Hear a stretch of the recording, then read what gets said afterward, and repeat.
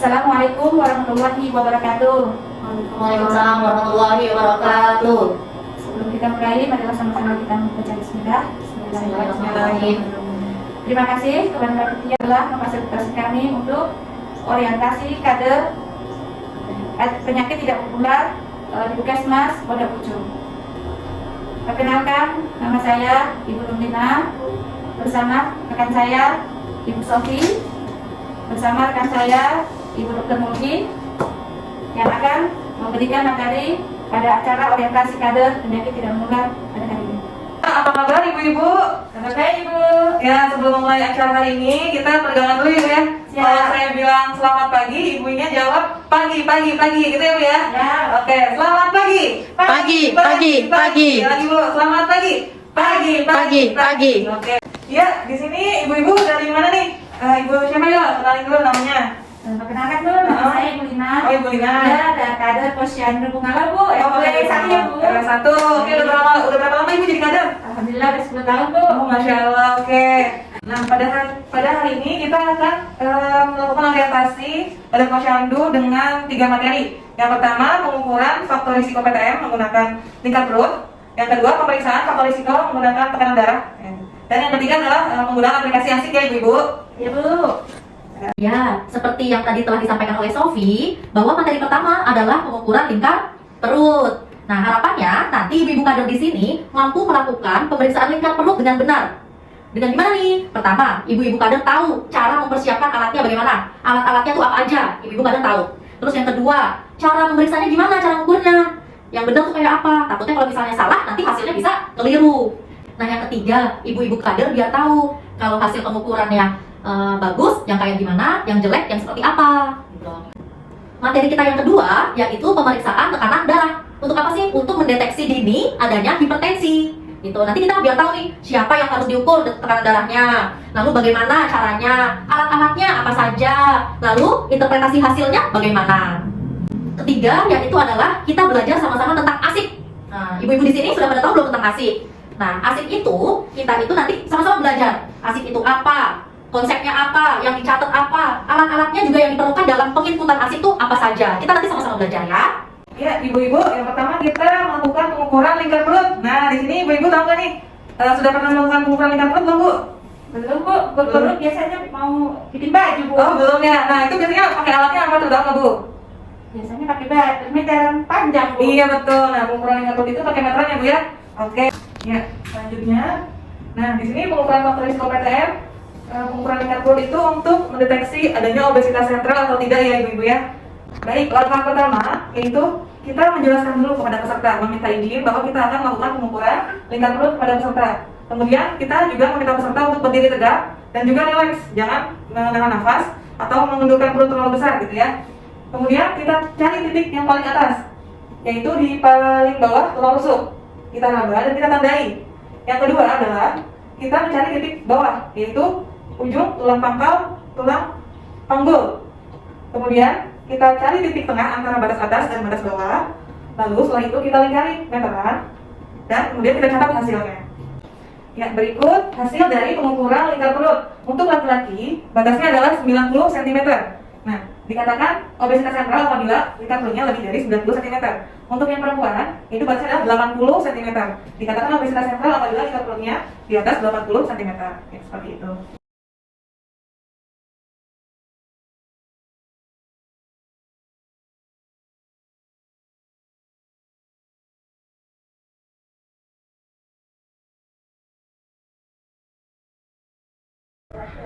Oke, terima kasih Sofi telah menjelaskan cara pengukuran dan interpretasi dari pengukuran lingkar perut.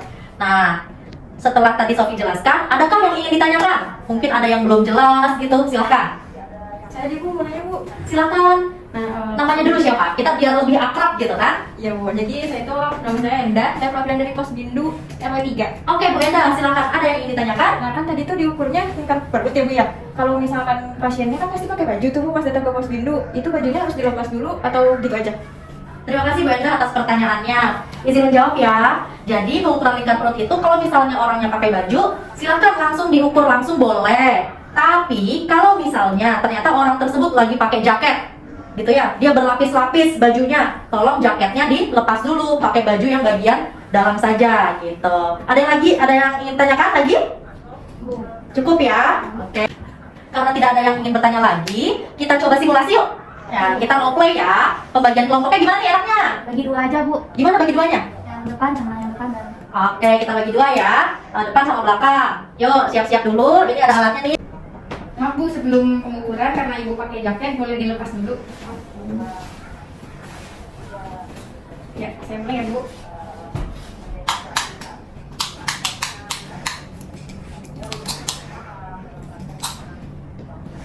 Masya Allah, 70. Masya Allah, 70. Hasilnya tadi berarti apa tuh? Normal. Normal ya. Kalau 70 normal, yang nggak normal tadi berapa? Di atas 80. Di atas 80 ya Bu Kader ya. Iya. Oke. Alhamdulillah Ibu Kader sudah bisa mengukur dan tadi menginterpretasikan juga udah kasih tahu hasilnya itu ternyata normal karena 70 ya. Dimana kan nggak di atas 80. Ini evaluasinya sih tadi jangan lupa untuk diukur dulu nih. Yang dari tulang rusuk paling bawah sama tulang panggul bagian atas kita ditentukan dulu titik yang paling tengahnya gitu. Nah pertanyaannya biasanya gini, kalau misalnya orangnya buncit banget gimana nih dok gitu ya. Pertanyaannya umum tuh kayak gitu, berarti kalau dia buncit banget jadi yang dipakai itu adalah lingkar perut yang paling lebarnya gitu ya. Jadi ingat ya, kan kalau orang gemuk biasanya susah tuh dicari tulang rusuknya, tulang panggulnya. Jadi kalau orang yang buncit nih biasanya bapak-bapak ya udah pakai aja lingkar perut yang paling besarnya gitu ya. Ibu-ibu kader, sekarang kita akan bahas tentang deteksi dini hipertensi melalui pemeriksaan tekanan darah. Ibu-ibu kader di sini, apakah pernah ditensi sebelumnya? Sudah Bu. Oh sudah Ibu kader. Bu siapa tadi namanya? Bu Lina Bu. Bu Lina. Bu Lina pernah ditensi, darahnya berapa tensinya? 100 Bu per 60 Bu. 100 per 60. Bu Lina sudah tahu belum alat-alat tensi itu apa saja? Biasanya sih yang sering dipompa-pompa itu Bu. Oh iya, alat tensi itu ada yang dipompa, terus Ya, ada juga yang pakai mesin. pakai mesin. Iya, Wah, Bu benar. Lina nih memang udah pengalaman 10 tahun tadi ya Bu ya. Iya, Jadi benar. sudah mengetahui beberapa alat tentang pengukuran tekanan darah. Ibu kader, karena memang kita pelaksanaannya adalah di lapangan, pos bidu, posyandu, rumah-rumah warga. Jadi alat ukur tekanan darah yang kita pakai adalah yang digital. Jadi yang tinggal pencet, gitu ya. Nah itu yang nanti kita bawa-bawa tuh kalau misalnya kita keliling ke lapangan. Siapa sih yang harusnya ditensi untuk mendeteksi dini hipertensi? Adalah semua orang warga kita yang sasaran usianya adalah di atas 15 tahun. Selanjutnya kita harus tahu Bu Kader, caranya bagaimana untuk mengukur tensi. Karena kalau misalnya ternyata caranya salah, nanti hasilnya dikhawatirkan juga salah.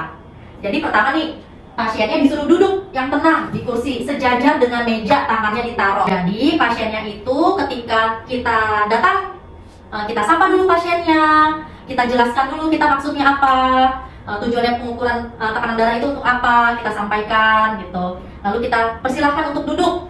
Nah, ketika diperiksa, jangan sampai kita itu malah ngajak bicara pasiennya. Ini terus jangan juga pasiennya itu suka bergerak-gerak. Lalu jangan sampai pasiennya itu pegang-pegang manset dari alatnya, karena itu bisa mempengaruhi hasil, takutnya jadi tidak akurat. Nah ini nih kriterianya, kalau normal itu 120 per 80. Kalau darah tinggi level 1, itu kalau sudah di atas 140 per 90. Kalau masih di angka 135 per 90, itu ya masih prehipertensi atau sudah jaga-jaga gitu ya, sudah di batas namanya. Kalau sudah di atas 160 per 100 namanya hipertensi derajat 2. Untuk caranya adalah kita pastikan dulu nih alat kita benar, sudah terkalibrasi, terus baterainya ada. Nah daripada kita mengawang-awang, kita langsung praktek aja ya. Silakan maju Bu Lina, kita praktek langsung yuk. Bu.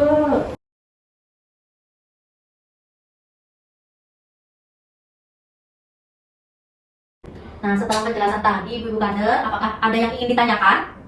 Silakan. Nggak ada Bu. Oh nggak ada. Gimana kalau misalnya kita langsung praktek aja Ibu kader? Ada yang ingin menjadi volunteer? Coba. Mau saya Bu. Oke. Begini saja Bu ya, karena kita harus menyiapkan alat dan kemudian memasukkan masuknya. Setelah pasang mesinnya kita jelaskan bahwa akan dilakukan pemeriksaannya siapa ya. Kemudian kita sudah terpaksa, kita pencet tanda startnya. Nah sudah selesai, startnya sudah selesai, kita tahu hasilnya 120 per 70 Ibu. Kemudian kita sampaikan hasilnya dan kita masukkan ke hasilnya. Oke sip. Terima kasih Bu kader. Baiklah Ibu kader semua, kita masuki materi yang ketiga yaitu pelaporan faktor risiko penyakit tidak menular melalui aplikasi ASIK ya namanya ya. Pada aplikasi ASIK ini hanya bisa diakses melalui HP Android. Caranya yaitu kita buka Play Store di masing-masing HP. Nah, sudah dibuka Ibu, sudah dapat ya? Ya. Kemudian kita klik Sehat Indonesiaku. Nah, seperti itu ya, Sehat Indonesiaku. Nah, nanti akan muncul asik. Nah, silakan diunduh. Ya, kemudian akan muncul menu profesi diregistrasi namanya ya. Registrasi ini nanti ada pilihan ya. Untuk ibu-ibu kader nanti pilih registrasinya adalah sebagai kader. Klik. Selanjutnya setelah masuk ke pilihan kader maka akan nambah lagi menu registrasi yaitu pengisian nama, WhatsApp, provinsi dan melengkapi data-data diri.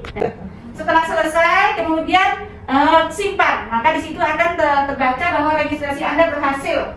Gimana Ibu sudah berhasil tersimpan? Sudah ya? Sudah, alhamdulillah. Sekarang untuk melakukan penginputan, maka selanjutnya kita login lagi dengan memasukkan nomor WhatsApp kita. Kemudian di situ akan keluar akun kita yang sudah mendaftar tadi. Kalau Ibu sudah tersimpan tadi sebagai kader kesehatan, kemudian selanjutnya akan muncul menu seperti ini ya.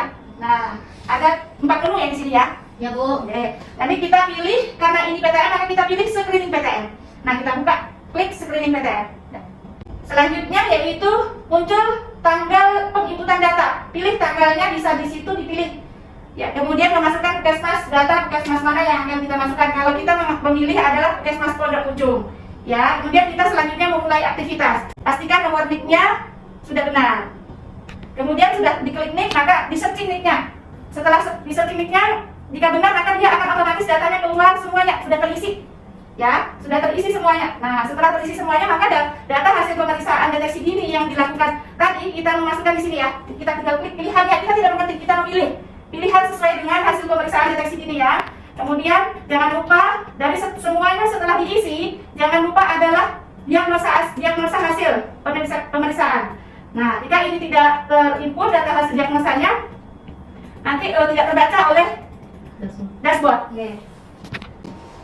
Gimana ibu-ibu semua, masih tetap semangat? Semangat! Alhamdulillah, dimana tadi itu sudah dipaparkan dengan Ibu Sofi mengenai cara pengukuran lingkar perut dan kemudian dijelaskan juga sama Dr. Mungki cara pengukuran tekanan darah, kemudian dijelaskan juga oleh Ibu Lina cara melakukan pelaporan di ASIK. Alhamdulillah, nah ibu-ibu karena ibu-ibu sudah diajarkan, sudah praktek juga. Kami harap ibu-ibu bisa mempraktekannya ibu ya di Posdindo masing-masing. Jangan takut, jangan apa ya istilahnya, nggak usah bingung, nggak usah malu-malu kan ibu-ibu sudah belajar nih. Nah semakin sering belajar maka nanti ibu-ibu akan semakin bisa ya dipraktekkan di Posdindo masing-masing. Baik. Terima kasih ibu-ibu kader semuanya telah menghadiri pelatihan hari ini.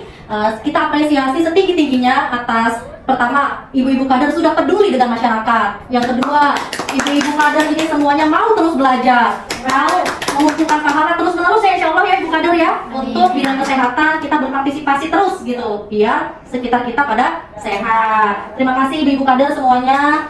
Kita akhiri acara kita hari ini dengan bacaan hamdalah. Alhamdulillahirobbilalamin. Kami tutup. Wassalamualaikum warahmatullahi wabarakatuh. Waalaikumsalam warahmatullahi wabarakatuh.